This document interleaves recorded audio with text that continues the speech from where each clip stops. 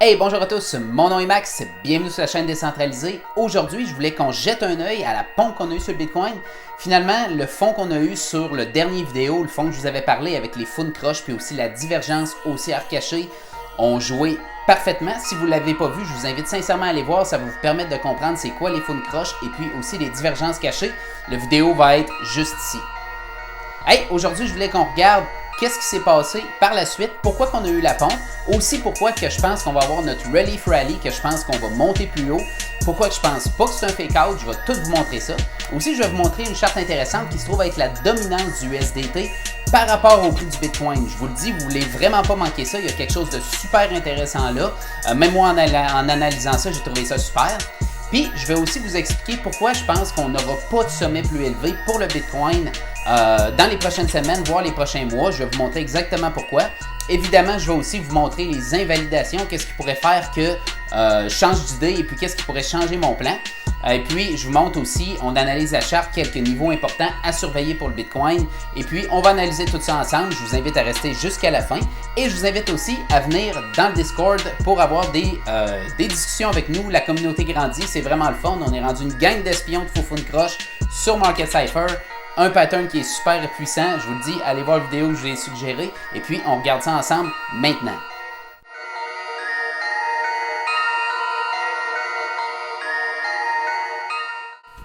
Alright, donc hey, si on regarde un petit peu ce qui s'est passé d'un dernier temps, juste pour faire un coup d'œil, un survol rapide en fait, puis regarder où est-ce qu'on en est. Donc, ce qui s'est passé dans les derniers temps, où on a eu des rebonds, où on a eu en fait notre renversement de tendance, disons, on peut voir que si on analyse le Bitcoin depuis un certain temps, on voit qu'on est dans un channel parallèle. On est vraiment dans un channel parallèle depuis, je vous dirais, qu'on a établi notre premier sommet. On a pu déterminer ce channel-là. En fait, le premier et le deuxième, évidemment, c'est ces deux points-là qui le relient. Et puis le bas, c'est ces deux mèches-là aussi qui font que ça a pu me permettre de tracer ce channel-là. Donc, on évolue dans notre channel qui se trouve à être un channel haussier. C'est possible. Je pense pas que ça va arriver. Je vais vous expliquer pourquoi, mais c'est quand même possible qu'on continue à monter dans ce channel-là. Je vous dirais, j'update le Bitcoin à tous les jours. Je regarde mes niveaux chaque jour. Donc, quelque part, je veux dire, je vais être capable de voir un petit peu ce qui se passe. Puis, je suis toujours prêt à invalider mes patterns. Puis, on va s'en parler. Donc, si on regarde, on a eu un rebond. Notre bottom était exactement au niveau premièrement, du point de contrôle de notre range de l'été dernier. Donc, juste ici, on a notre range, comme vous pouvez voir, qui se trouve à être, qui était un range quand on a eu notre premier bottom au mois de mai jusqu'au mois de juillet. Un moment extrêmement plate de consolidation dans ce coin-là. Aussi, à ce moment-là, on pensait qu'on descendait plus bas. Salutations à ceux qui pensaient qu'on repartait plus haut. Mais je vous dirais que dans la majorité des cas, beaucoup de gens pensaient qu'on allait plus bas dans ce temps-là. Donc, dans notre range qui était juste là, on avait notre point de contrôle qui était ici, qui est identifié par la ligne rouge, qui se trouve à être le point où ce qu'on a eu le plus de volume d'échange du Bitcoin à ce niveau-là. Donc, comme on peut voir, on a eu un rebond absolument pile au dollar près ou presque sur notre point de contrôle de ce range-là, en plus d'être notre bas de notre channel parallèle. À partir de là, on a eu notre rebond. On a pu regagner notre falling wedge duquel on était à l'intérieur depuis le mois de novembre. Allons le regarder. Voyez-vous, on était dans notre structure baissière qui n'est par ailleurs pas encore brisée. OK, on va le regarder un petit peu aussi, juste un petit peu plus tard. Vous voyez, on est encore dans notre bas plus bas, haut plus bas, bas plus bas, haut plus bas, bas plus bas, peut-être haut plus bas. Donc, il faut regarder ça. Mais on va voir ce que je pense pour la suite des choses dans quelques minutes. Donc, si on regarde, on a rebondi parfaitement sur ce niveau-là. On a réussi à en sortir. Présentement, on est en train de consolider exactement dans le range. On avait un petit range, je vais aller sur un peu petit time frame sur le 4 heures. On avait un range qu'on avait fait du surplace ici, qui était un range qui avait été du, grosso modo, 5 janvier aller jusqu'au 20 janvier. Donc, ça a été un range du mois de janvier. Et puis, si on regarde, notre course s'est arrêtée exactement, bien pile, dans le point de contrôle de ce range-là du mois de janvier. Donc, encore une fois, on peut voir que les niveaux sont extrêmement respectés. apprendre comment tracer les niveaux, apprendre l'analyse technique, j'ai un lien dans la description d'une formation que je donne là-dessus. Donc, voilà. Fait on est arrivé dans cette zone-là. Puis si on regarde Market Cypher, à ce niveau-là, on voyait qu'on montait. Et puis sur le 1 heure, on commençait à imprimer des divergences baissières pendant qu'on arrivait à notre niveau. Juste ici. Oups, attendez. Ouais, des divergences baissières pendant qu'on arrivait à notre niveau. Donc, quand on a frappé hier dans le Discord, je partageais le fait que moi, présentement, je crois qu'on va faire un petit peu de surplace. Pourquoi? Parce que malgré les divergences baissières, on voit sur le 1 heure que le money flow qui est identifié par la vague verte est très élevé. Donc, à moins qu'on continue à monter plus haut, exemple, on continue à grimper comme ça, mais qu'on continue à faire des vagues de plus en plus basses et que notre money flow commence à descendre, je vais penser qu'on va aller encore un peu plus haut ou qu'on va se promener encore dans notre range qui est juste ici. Ensuite de ça, qu'est-ce qu'on avait qu'est-ce qui fait qu'on a aussi arrêté dans ce niveau-là? Comme vous pouvez voir, on avait un niveau de Fibonacci Golden Pocket qui arrive exactement pile avec le point de contrôle et puis la zone de valeur basse du range. Donc encore une fois, on voit que les niveaux s'alignent parfaitement. Et puis j'aurais vraiment pensé que le niveau de 40 000 aurait été un niveau avec beaucoup plus d'importance. Évidemment, il y a plus que juste 1.5 Fibonacci, mais je ne retracerai pas nécessairement tous les niveaux en ce moment, mais on est vraiment passé à travers comme du beurre. Ça me rappelle le moment quand on est descendu, quand on a fait la première grosse descente juste ici après notre Bart Simpson. Pattern de Bart Simpson qui d'ailleurs a été un pattern qu'on a vu souvent dans les derniers temps et sur les petits time frames et sur les plus gros time frames. Pattern de Bart Simpson qui se trouve à être juste ici. Donc, on monte, on fait les cheveux de Bart et puis après, on fait son derrière de tête. On peut voir qu'on en a eu un ici aussi. Et puis, on a eu vraiment à quelques reprises, dont un peut-être présentement qui est en train de se produire. Donc, évidemment, on va le regarder. S'il se produit, c'est possible. Je pense qu'on va retrouver du support un petit peu plus bas pour repartir. Puis ça, je vais vous expliquer pourquoi juste un petit peu plus tard. Je vous invite à rester sur la vidéo. Donc, ce que ça me rappelle, pourquoi qu'on est passé à travers, c'est que les niveaux d'importance, des fois, si les baleines ils décident de dire on le perce, ils vont le percer. Quand tout le monde s'attend, parce que je le sais, 40 000, un, c'était une barrière psychologique. Deux, il y avait plusieurs choses qui pointaient à ce niveau-là, au niveau de résistance de support. On avait de la synergie dans cette zone-là. Et puis, on avait un Golden Pocket, etc. Mais je me disais déjà d'avance, si les baleines décident qu'on passe, on va passer. Puis on avait dans le temps, quand on a eu cette première grosse descente-là, puis là, je vais aller sur le journalier, ça va être plus intéressant à regarder. On avait notre niveau à 52 000 $ qui était, je vais l'identifier juste ici, oups, qui était juste là, comme ça. Notre niveau à 52 000, je me souviens, personnellement, j'avais mis des longues qui étaient dans cette région-là. Puis j'avais été chanceux, j'avais été capable quand même de capitaliser. Il y a eu une méga mèche, mais il y a eu un bounce après. Puis j'avais des ordres dans ce coin-là, ça a regrimpé. Puis quand je voyais que notre niveau, notre résistance était là à ce moment-là, ben j'avais décidé de fermer. Puis après, ça avait vraiment, vraiment descendu. Je m'attendais à avoir un bounce. Je m'attendais à avoir vraiment un rebond ici. Mais on n'a pas eu. Pourquoi? Parce que les baleines, ils ont décidé de dire on passe, on passe. Fait qu'ils ont mis des grosses pressions. Ils ont shorté le marché. Ils ont dompé le marché. Et puis, on a finalement continué sous les 52 000 $. Donc, j'aurais pensé vraiment que 40 aurait été une plus grosse résistance. Maintenant, par exemple, ça pourrait être un vraiment bon support qui, pour moi, serait peut-être une vraiment bonne place pour retracer et puis peut-être soit prendre des positions longues ou avoir un bon point d'entrée pour des achats spot, etc. D'ailleurs, ce ne sont pas des conseils financiers comme absolument rien sur cette chaîne-là. Puis je vais vous expliquer pourquoi. Donc, moi, je pense pas qu'on va retourner plus bas. Pourquoi? Parce que si on regarde, j'ai sorti une autre charte.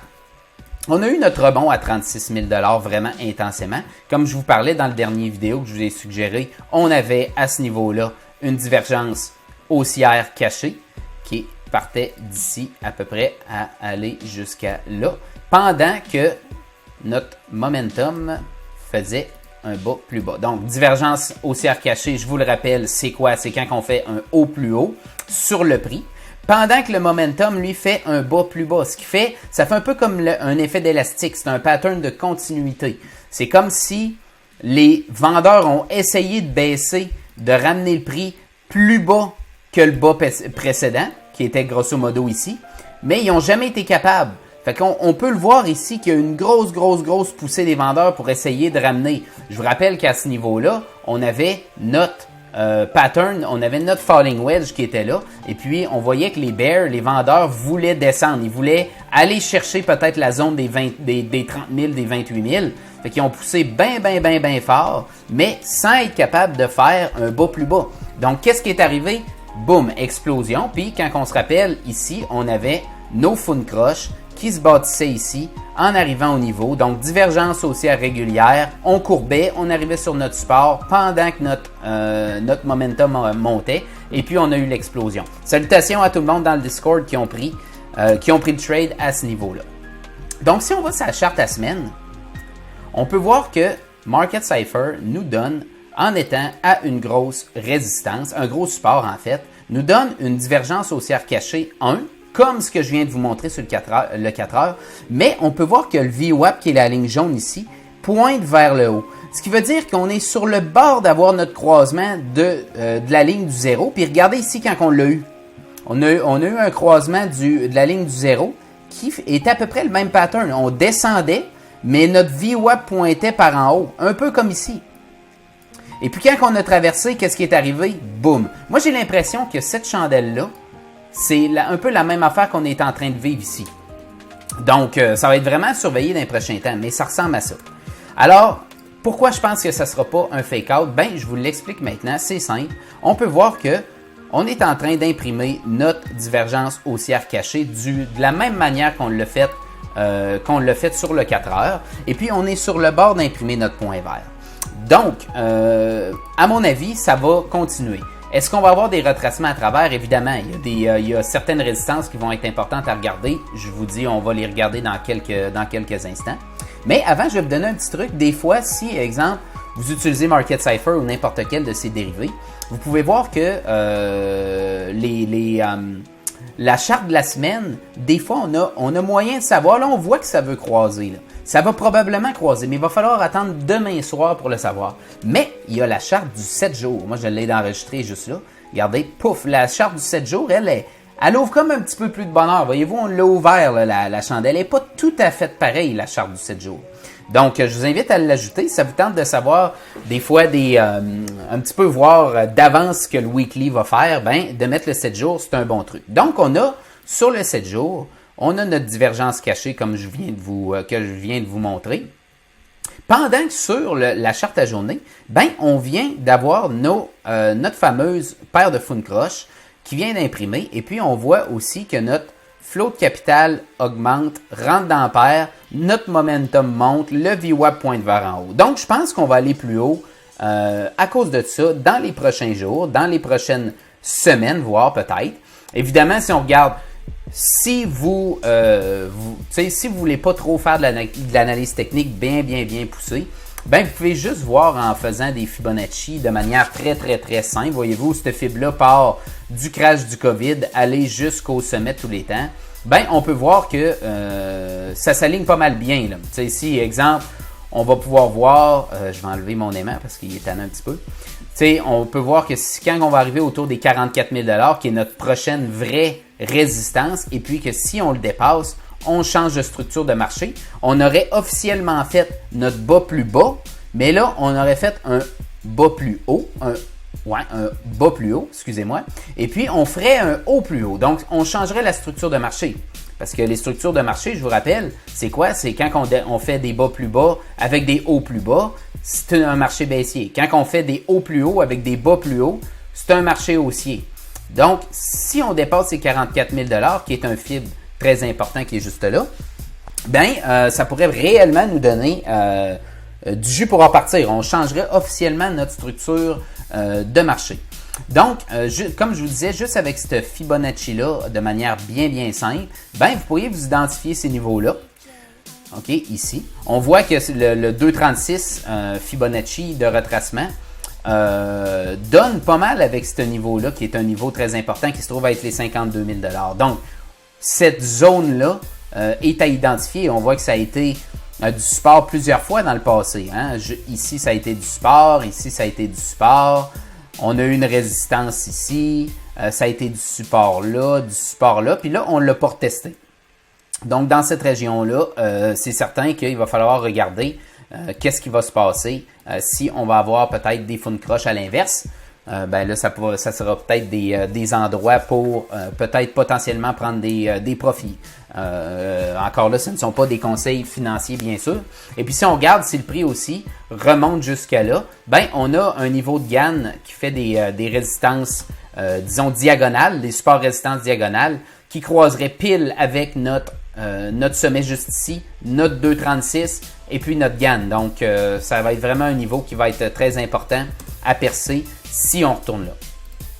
Donc, si on retourne à notre charte, on peut voir différentes choses, puis je vais vous identifier quelques niveaux importants à surveiller au niveau comme résistance sur le Bitcoin pour les prochains moments à regarder.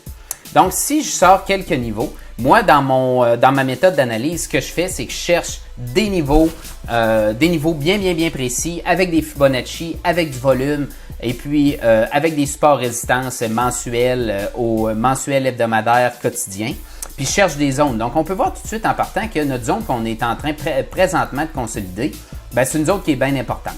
Après, évidemment, 43-44 000 $, on a du support mensuel, on a des supports à la semaine, on a aussi une zone de valeur élevée de notre range précédent. Donc, 44 000 $, en plus d'être aussi notre 382 macro qu'on a juste ici sur, comme je vous ai parlé tantôt. Ben, niveau de 44 000 $, cette zone-là va être une zone très importante. Qu'est-ce qui pourrait me dire que potentiellement, on pourrait avoir une rejection à ce niveau-là?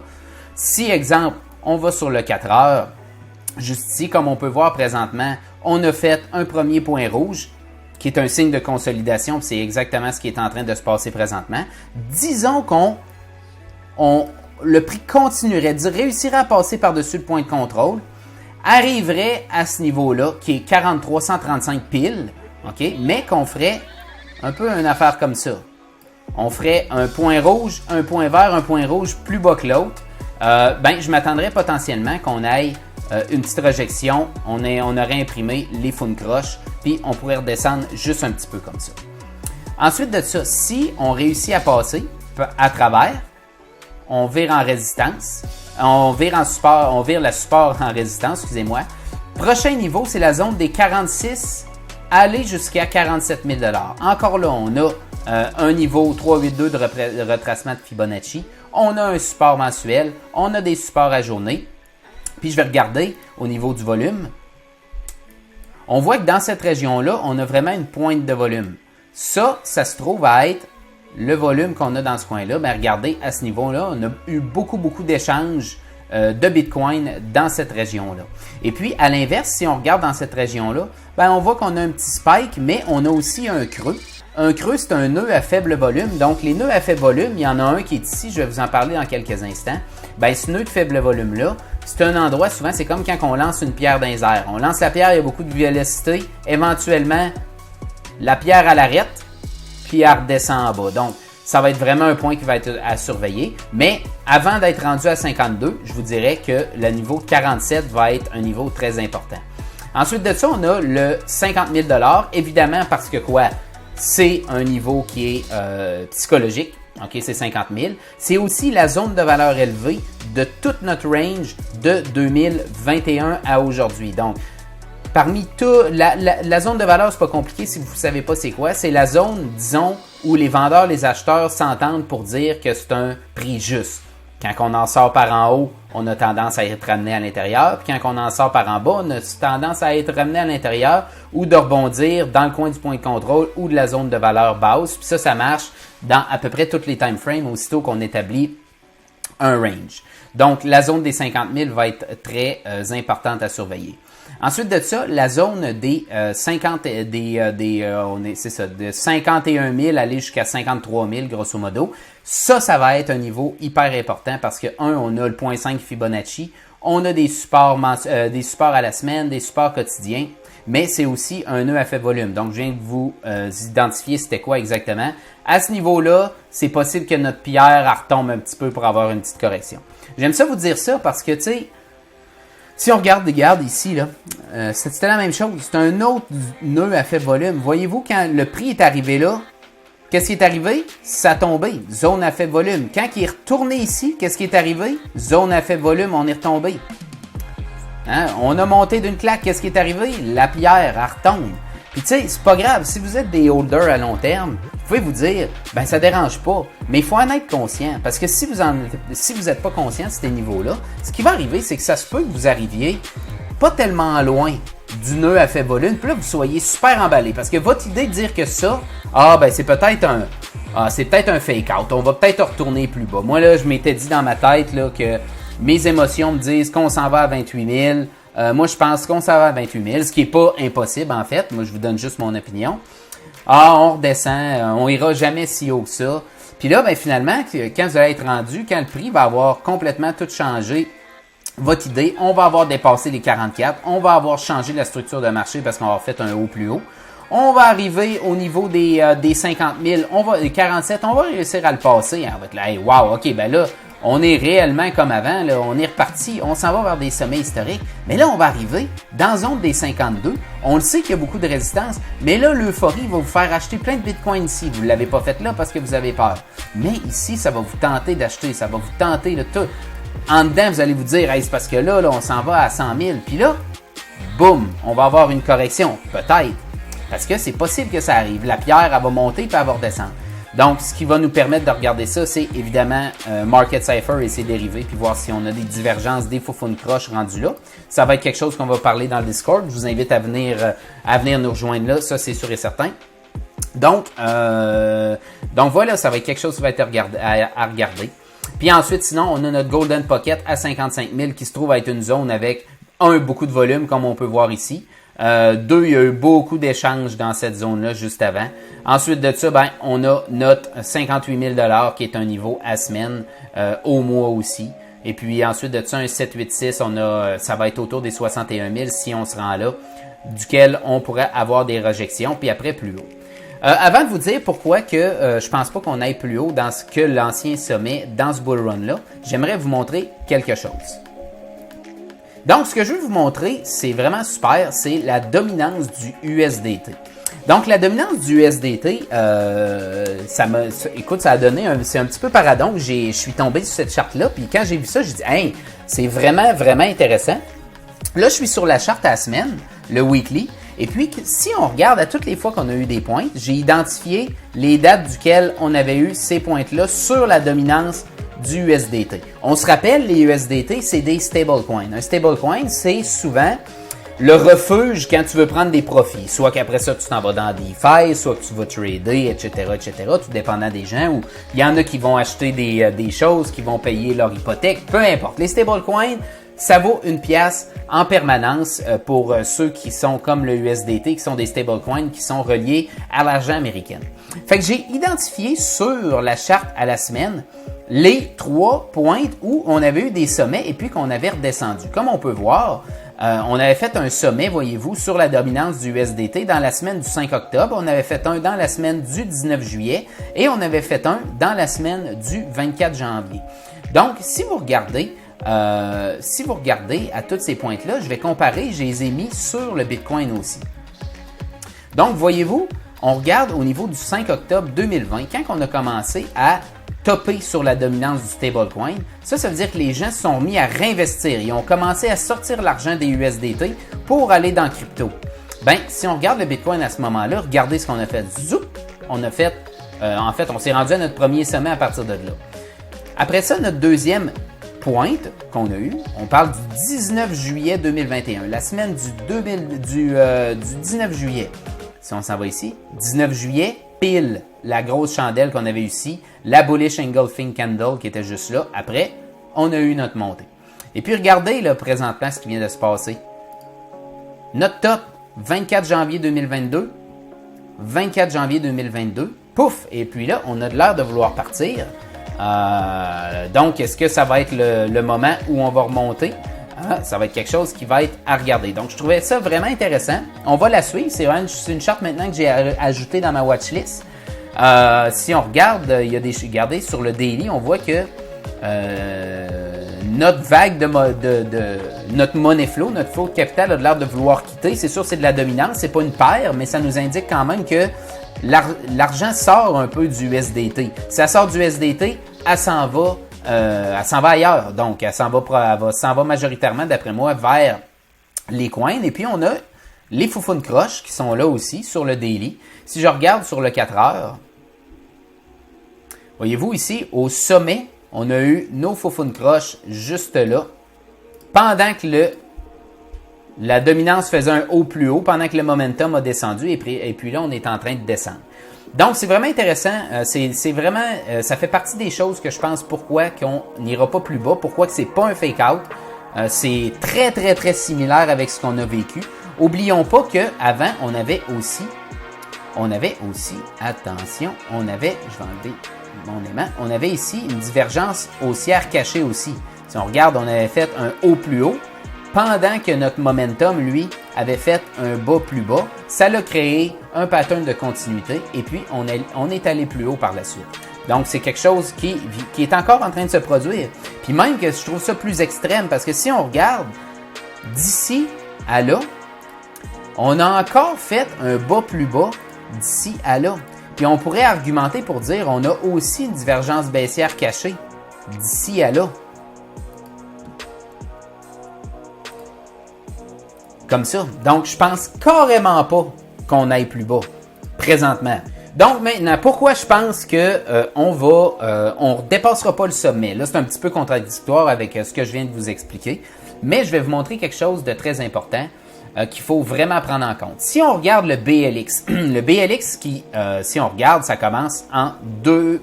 Premier, voyez-vous, le mois, parce que là, je me suis mis sur la charte au mois. Le mois de juillet 2010, je suis en logarithmique, et puis c'est littéralement la courbe du Bitcoin depuis le début. On est en train d'imprimer quelque chose de vraiment très, très intéressant à regarder, mais qui est vraiment pas bullish. Okay? Si on regarde, on a pour la première fois de l'existence du BLX, de l'existence du Bitcoin, on a une double divergence baissière sur le Bitcoin. Donc, si on regarde, on a fait un haut plus haut si on part du sommet de 2017, et puis on a refait un haut plus haut. OK, on a fait, je vais bien m'expliquer ici pour que vous compreniez, là.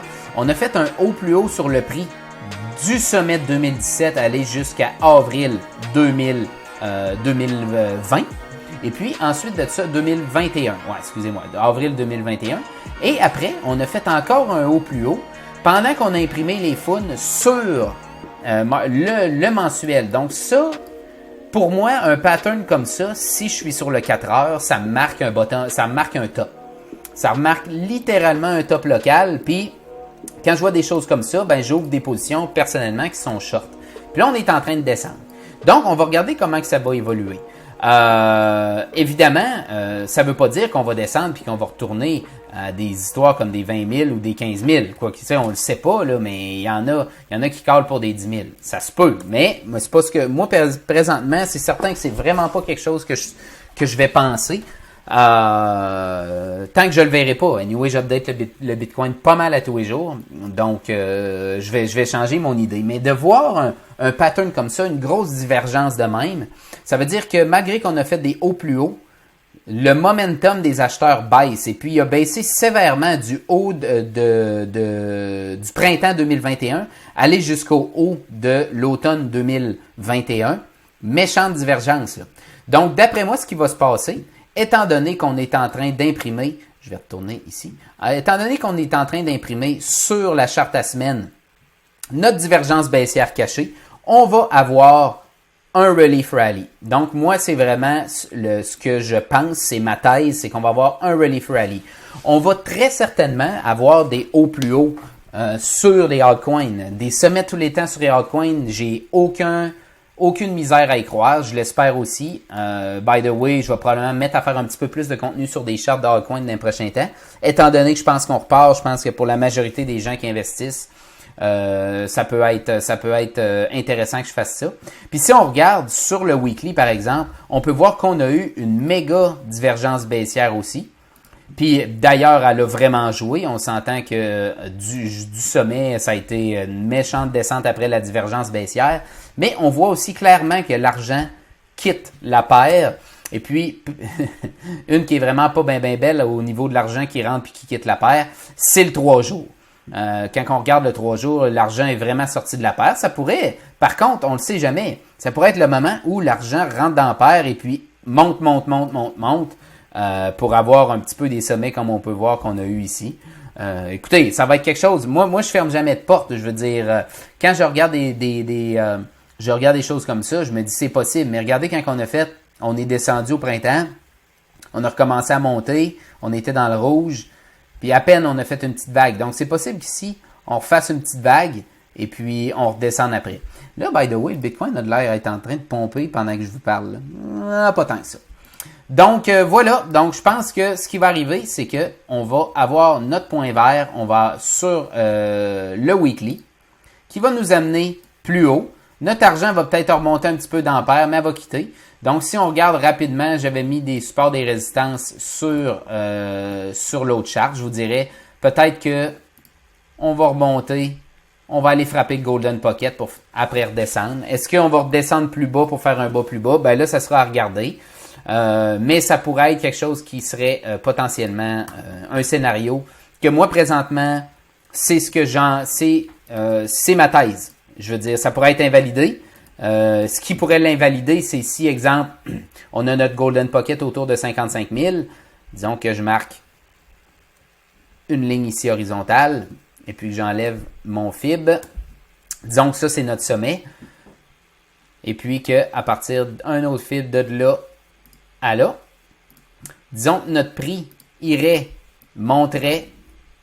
au Golden Pocket, peut-être le 786 un peu plus haut, qui donnerait de la synergie avec notre niveau de gain.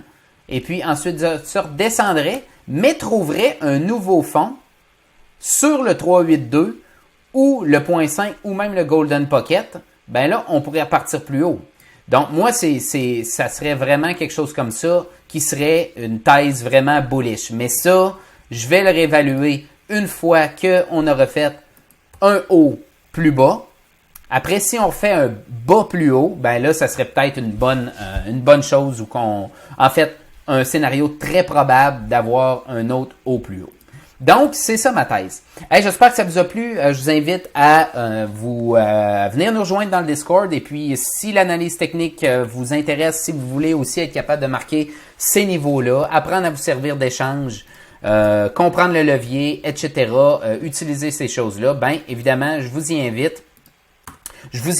Les liens sont tous dans la description plus bas. Et puis, si vous avez aimé la vidéo aussi, vous trouvez qu'il y a de la valeur dans ça, abonnez-vous à la chaîne, aimez la vidéo, partagez-la aussi. Ça me fait toujours plaisir, les commentaires aussi.